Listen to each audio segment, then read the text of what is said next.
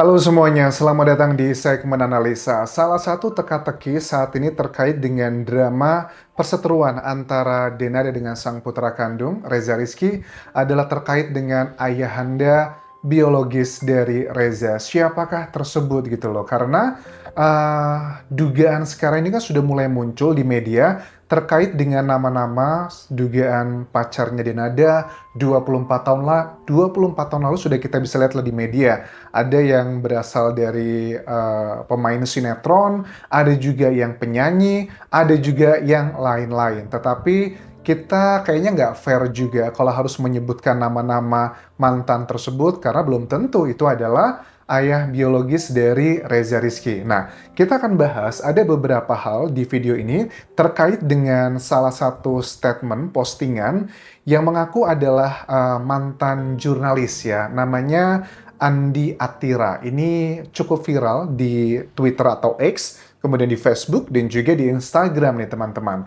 Jadi, menurut Andi Atira, dulu saya liputan untuk dua media. Salah satunya adalah Nyata underscore Media, yang dipaksa untuk tidak memberitakan kehamilan Denada. Padahal fakta sudah kami dapatkan di Banyuwangi tahun 2002, bayi laki-laki 2 bulan. Sebelum bayi itu lahir, kami sempat mendatangi rumah salah satu penyanyi yang masuk list laki-laki di seputaran Denada. Tapi kata orang rumah, sudah seminggu show ke Malaysia, tapi kata tetangga kemarin ada kok. What's wrong? Teman saya dari Silet datang lagi ke rumah Mbak Emil untuk konfirmasi, tapi dilempar sendal sama beliau. Dugaannya adalah seperti itu yang disampaikan dari akun Andi Atira, yang menurut aku juga serba pro dan kontra gitu ya. Bagi yang pro dengan akun ini mungkin mengatakan itu adalah fakta gitu. Karena kalau aku lihat dari akun ini memang terpercaya ya kelihatannya, dan memang banyak kegiatan-kegiatan yang dari bagian uh, di sosial medianya ada deskripsinya scriptwriter, traveler and traveling reporter, former jurnalis, media koordinator, papa 3 anak, tinggalnya di Jakarta. Oh, ada TV3 Malaysia juga. Jadi memang sepertinya adalah beliau orang media sudah sejak lama. Jadi berpengalaman di situ. Apakah percaya atau enggak? Ya Allah walam ya, kita lihat nanti. Biar tambah rame katanya, suka duka wartawan investigasi.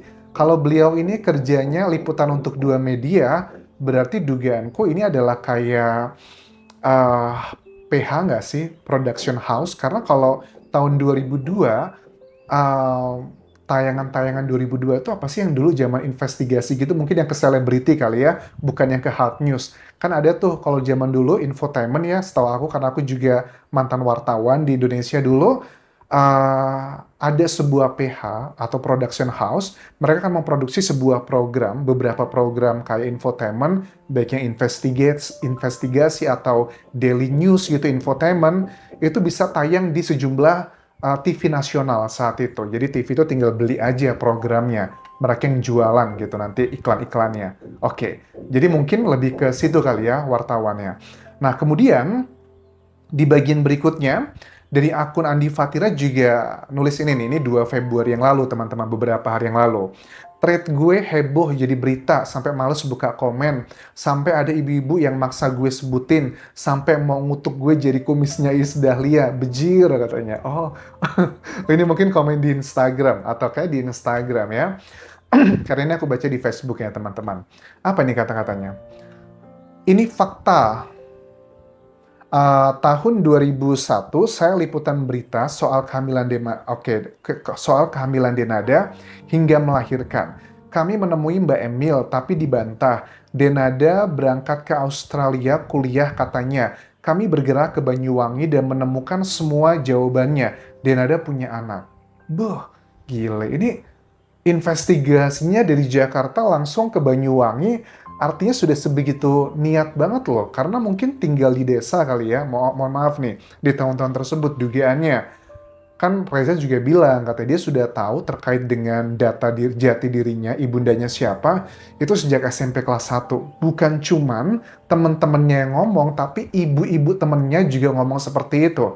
Artinya sih banyak yang mulut-mulut tajam nih kepada Reza Rizky. Walaupun dia bilang nggak apa-apa kok, saya nggak sakit hati, aku yakin di lubuk hatinya Reza Rizky kecil saat itu sangat mengesalkan. Kami temuin lagi Mbak Emil. Kami diusir dan dimaki.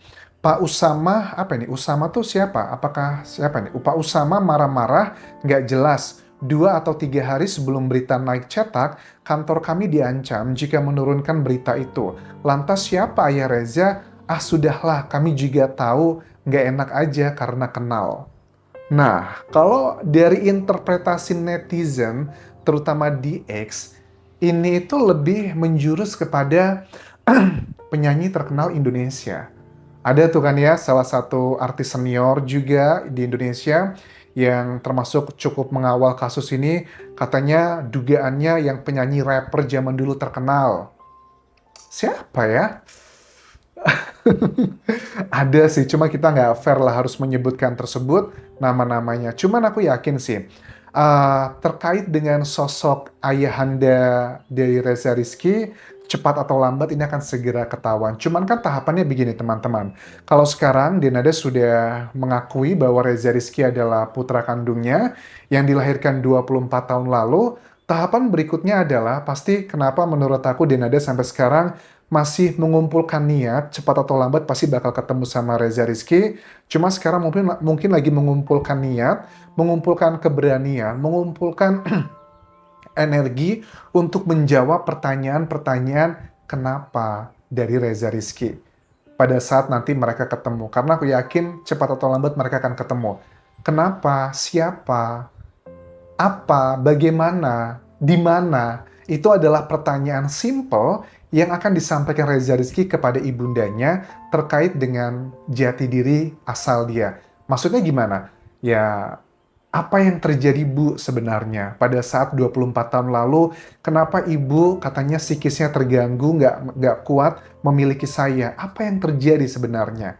Apakah ini merujuk kepada, apakah itu adalah karena mohon maaf, cinta yang berlebihan dan kebablasan, atau mungkin dugaannya karena ada unsur pidana, atau mungkin karena tidak disetujui orang tua dan sebagainya. Itu adalah beberapa kemungkinan terkait dengan pertanyaan apa yang mungkin yang akan disampaikan oleh Reza Rizky kepada sang ibunda Denada.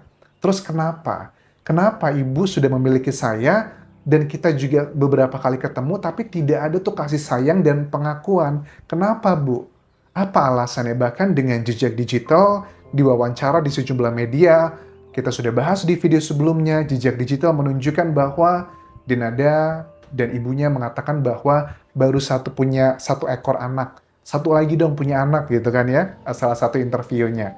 Denada hanya tersenyum, dia tidak mengatakan apapun karena ngomongnya sama ibunya. Aku paham sih, pasti juga nggak enak. Kenapanya gitu loh, pasti harus ada penjelasan. Terus siapa gitu loh. Siapa ini menjurus kepada sang ayah biologis. Secara hukum, Denada pasti sudah sadar bahwa ini tidak bisa dihindari. Karena dalam aturan yang baru, kuasa hukum dari Reza Rizky bilang bahwa untuk hubungan perdata atau hubungan hukum antara orang tua dan anak yang lahir di luar pernikahan resmi itu memang mengikatnya kepada ibunda saja. Lantas ayahnya bagaimana? Ayahnya bisa ada hubungan keperdataan masalah hak ahli waris atau yang lain-lainnya bisa, tetapi ada prosesnya dulu. Prosesnya adalah harus dibuktikan secara saintifik dengan tes DNA apakah betul dia anaknya atau enggak. Poinnya apa? Poinnya adalah begini. Nanti nih kalau sudah terbukti misalnya nih bahwa Reza Rizky ayahandanya adalah sosok penyanyi terkenal di Indonesia pada masa itu, ya, dia akan bisa mendapatkan hak yang sama seperti pada saat Denada, misalnya ahli waris dan sebagainya, selama tidak ada warisan tertentu, catatannya gitu, yang natural begitu aja, Reza akan mendapatkan ya, tetapi kalau sudah ada status hukumnya. Begitupun juga sama dengan sang ayah nanti, pada saat sudah terbukti bahwa dia adalah ayah kandungnya Reza Rizky, ya otomatis akan memiliki hak sebagai seorang anak terkait dengan ahli waris dan sebagainya, kecuali kalau nanti sudah ada wasiat. Kalau sudah ada wasiat, kayaknya agak sulit gitu ya untuk dilakukan penyangkalan. Terus juga bagaimana? Nah, bagaimana ini adalah tahapan yang cukup panjang, bagaimana hubungannya terjadi antara ayah biologis dengan Denada saat itu. Dan di mana ketemunya dan segala macam. Aku rasa ini bukanlah pertanyaan yang gampang dijawab oleh Denada, karena menurut adiknya pun, Enrico yang tinggal di Australia mengatakan beberapa kali sempat ngobrol dan ditanya terkait dengan isu ini, tetapi kok Mbak Dinada kayak PTSD gitu loh, kayak ada post-trauma syndrome dengan kejadian tersebut. Apakah traumanya adalah karena ada drama dan juga perdebatan yang mungkin tidak disetujui saat itu, atau bahkan dugaannya ke masalah unsur pidana dan sebagainya. Karena dengan melihat respon Denada yang dikatakan Enrico bahwa dia mengetahuinya di tahun 2025 ya, pertengahan tahun atau kapan tepatnya exactly-nya, itu kan artinya baru beberapa bulan yang lalu gitu loh. Dan itu pun sudah 24 tahun berjalan, tapi Denada masih menyimpan rasa yang sakit luar biasa. Ini masuk akal sih teman-teman. Ada beberapa orang yang aku temui juga sama ya. Dulu orang tersebut itu punya hubungan dengan mantan istrinya, dan dia sampai sekarang walaupun sudah puluhan tahun, dia masih sakit hati banget sama mantan istrinya karena pernah diperlakukan tidak pantas. Dugaannya sih katanya dengan ada pihak orang ketiga gitu loh, memergoki sang istri, bobo dengan pria lain, dan sampai sekarang dia masih sangat marah walaupun dia sudah punya istri lagi, sudah punya anak, sudah punya keluarga, tapi rasa sakit hatinya masih ada. Nah, bukan berarti dan ada juga seperti itu ya, cuman masalah rasa psikologi, psikis, itu tidak akan pernah hilang sampai puluhan tahun kalau tidak ada treatment yang langsung dinyatakan. Maksudnya waktu akan menyembuhkan segalanya, itu tidak bisa berlaku untuk kasus-kasus yang seperti ini. Menurut aku, kalau Denada pengen menyembuhkan psikologinya, tidak bisa melupakan, tapi bisa merubah rasanya. Salah satu caranya adalah dengan tidak denial. Artinya dengan mengakui apa yang terjadi, meminta maaf secara tulus kepada sang buah hati, putra di sini, dan dari situ nanti akan terjadi perdamaian dengan diri sendiri. Karena kita nggak enak loh, hidup dengan trauma seperti itu nggak nyaman. Ya, oke, itu dulu yang bisa aku update mengenai drama Denada dengan putra kandungnya. Aku sangat berharap mereka bisa berdamai karena aku yakin kok Denada menurut aku tidak mungkin salah 100%. Walaupun dia ada banyak dugaan kesalahan, aku juga yakin dari Reza Rizky pun tidak betul 100%. Mungkin yang membuat masyarakat itu simpati karena bagaimanapun juga dia dilahirkan itu tidak bisa memilih di mana, oleh siapa, kapan, itu adalah di luar kendalinya. Terima kasih sudah menonton, sampai ketemu lagi di video berikutnya. Tinggalkan like dan juga komen, subscribe channel YouTube ini, follow Instagram, Facebook page gue, dan juga akun TikTok di Anjasa Asmara. Sampai jumpa.